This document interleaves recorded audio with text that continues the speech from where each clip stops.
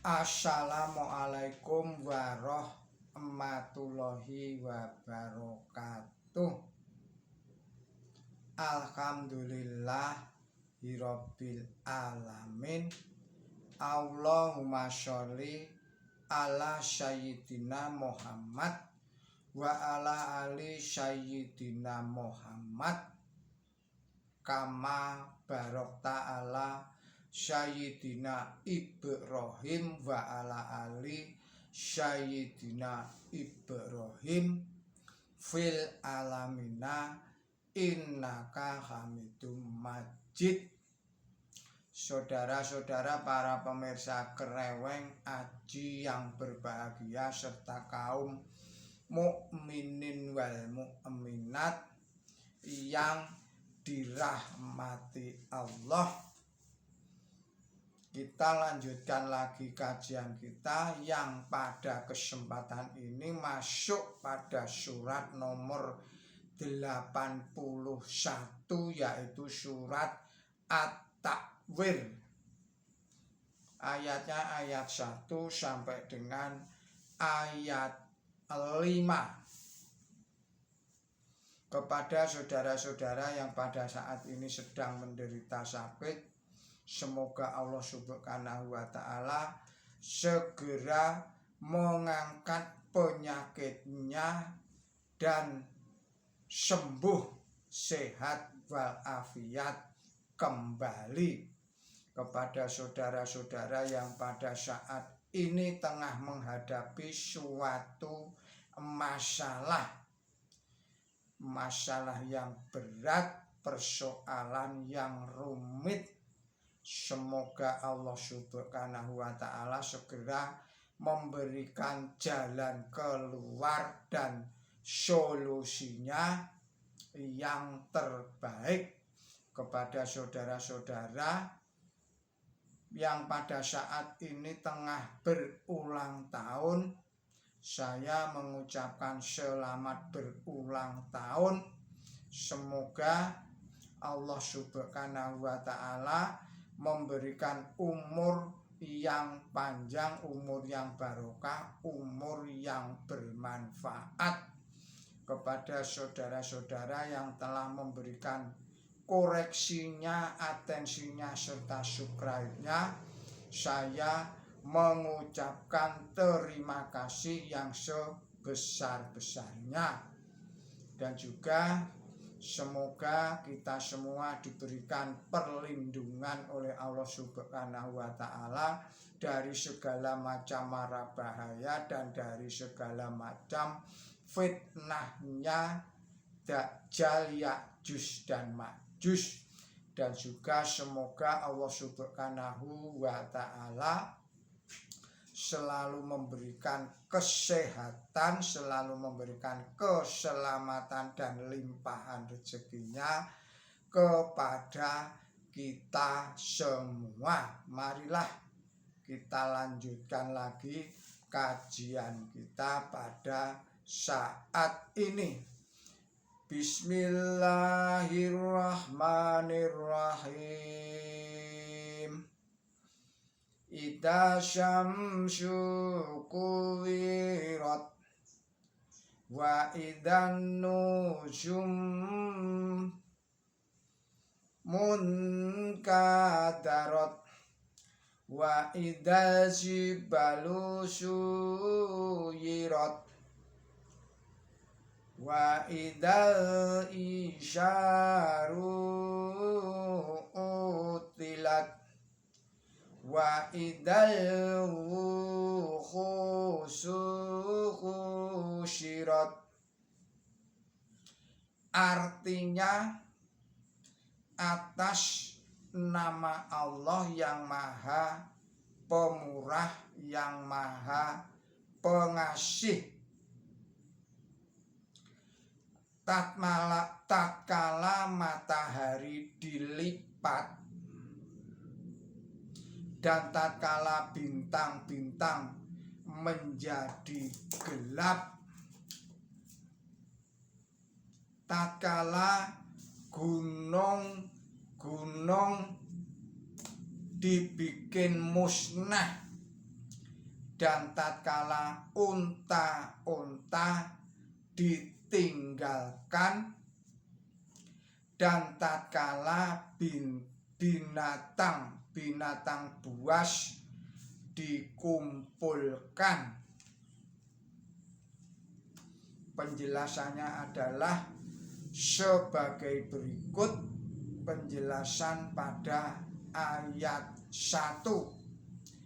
Apa artinya matahari dilipat? Ini bisa dilihat pada kata pengantar dari surat ini.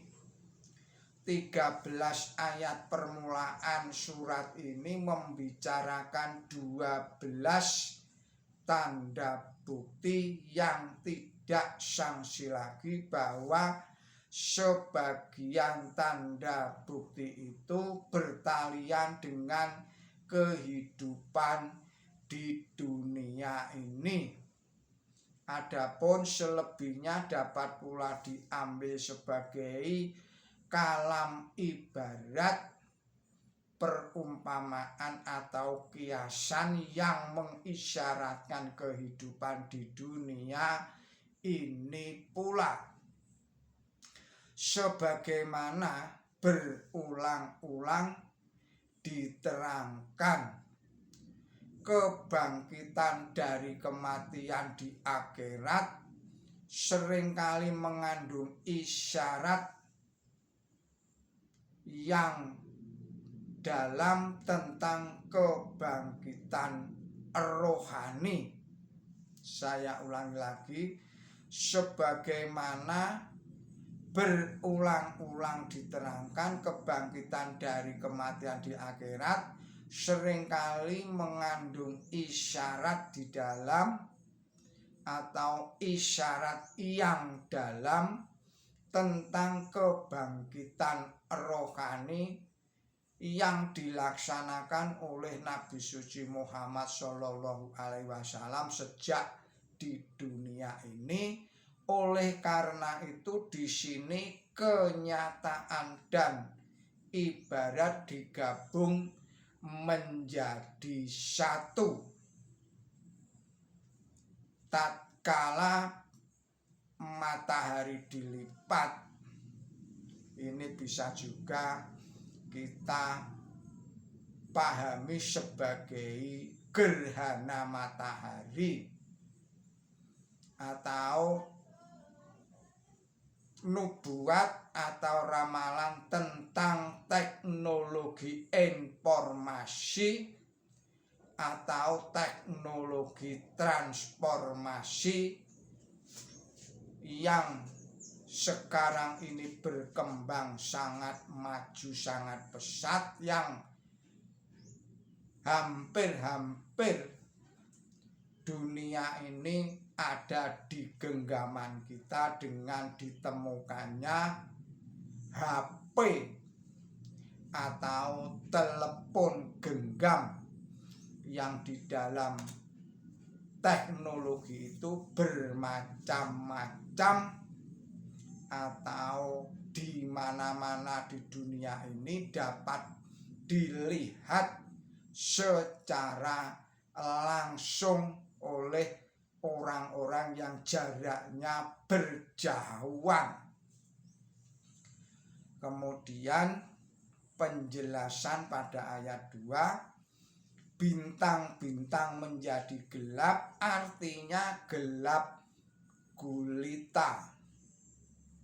Karena biasanya jika matahari terbenam, cahaya bintanglah yang menolong manusia sebagai penerangan di malam hari. Di sini kita diberitahu bahwa bukan hanya terangnya siang hari saja yang lenyap, melainkan sinar yang sekecil-kecilnya pun yang biasa digunakan oleh orang yang bepergian pada waktu malam yang gelap juga lenyap, sehingga keadaan menjadi gelap gulita. Demikian pula para musuh kebenaran juga akan dibiarkan dalam keadaan gelap gulita. Penjelasan selanjutnya adalah penjelasan pada ayat 3. Gunung-gunung dibikin musnah. Artinya segala rintangan besar yang merintangi tersiarnya kebenaran akan dimusnahkan. Ini penjelasan yang lebih luas bisa dilihat di dalam tafsir nomor 1604. Selanjutnya adalah penjelasan pada ayat 4. Isyar adalah jamaknya kata asyara atau berasal dari akar asyir, maknanya 10. Artinya unta betina yang telah 10 bulan mengandung, dan itu disebut usyura sampai unta itu melahirkan. Rasdak menggunakan kata usyura untuk menyebut unta yang diperah. Tidak sangsi lagi bahwa unta semacam itu adalah yang paling berharga. Dengan demikian, ditinggalkannya unta semacam itu berarti ditinggalkannya unta seumumnya. Ada sebuah riwayat hadis yang menyebutkan pokok persoalan itu sebagai berikut. Unta-unta akan ditinggalkan sehingga unta-unta tidak digunakan lagi untuk bepergian dengan cepat dari tempat yang satu ke tempat yang lain. Kitab Misikat pasal 26 ayat 5 atau nomor 5. Riwayat hadis ini mengisyaratkan seterang-terangnya bahwa akan tiba saatnya tatkala cara bepergian yang lebih cepat dari tempat yang satu ke tempat yang lain akan diadakan, sehingga unta-unta tidak diperlukan lagi. Dan pada saat ini hal itu telah terjadi, bahwa alat transportasi sudah semakin berkembang pesat dan unta-unta tidak lagi digunakan sebagai alat transportasi lagi. Kemudian penjelasan pada ayat 5. Rupa-rupanya dikumpulkannya binatang-binatang buas juga merupakan ramalan yang akan terjadi di kemudian hari, yaitu dikumpulkannya binatang-binatang buas dari segala penjuru dunia di sebuah kota besar. Kata wuhusi adalah jamaknya kata wahsi, artinya binatang buas. Seperti juga binatang yang tidak jinak atau binatang padang pasir. Dengan demikian secara ibarat dapat diterapkan terhadap orang-orang yang masih biadab perilakunya. Wanita yang pemalu juga disebut wahsy. Oleh karena itu ayat ini dapat pula mengisyaratkan dikumpulkannya orang-orang yang masih biadab dalam pusat-pusat peradaban. Hendaklah diingat bahwa kata hasyir bukan saja berarti pergi dari tempat satu ke tempat yang lainnya, melainkan berarti pula menyebabkan orang-orang turun ke kota. Hal ini pada dewasa ini, pada saat ini, pada zaman ini telah terjadi, telah kita saksikan. Misalnya dikumpulkannya binatang-binatang buas. Ini terdapat kebun binatang di mana-mana, di kota-kota di seluruh dunia ini, yang mengumpulkan hewan-hewan buas seperti buaya, singa, harimau,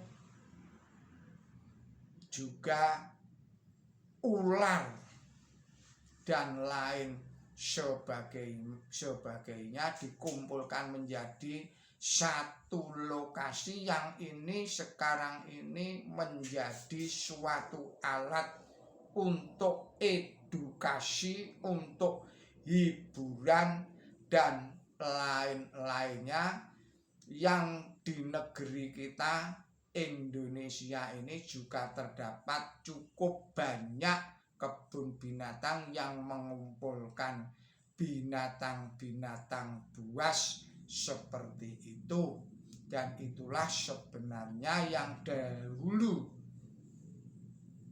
belum ada, tetapi ayat ini sudah menjelaskan, dan sekarang nubuat itu telah terjadi dan kita saksikan dengan mata kepala kita sendiri.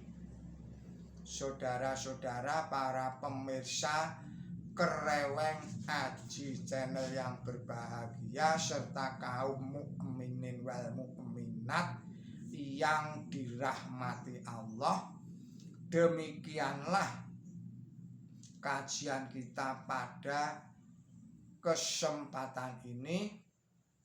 Semoga ini semua bisa bermanfaat untuk meningkatkan kualitas iman dan takwa kita kepada Allah Subhanahu wa Ta'ala, dan juga semoga ini semua dapat meningkatkan kualitas ilmu dan amal kebaikan kita. Mohon maaf atas segala kesalahan dan kekilapan saya. Billahi taufik wal hidayah. Ihdinas siratal mustaqim. Wassalamualaikum warahmatullahi wabarakatuh.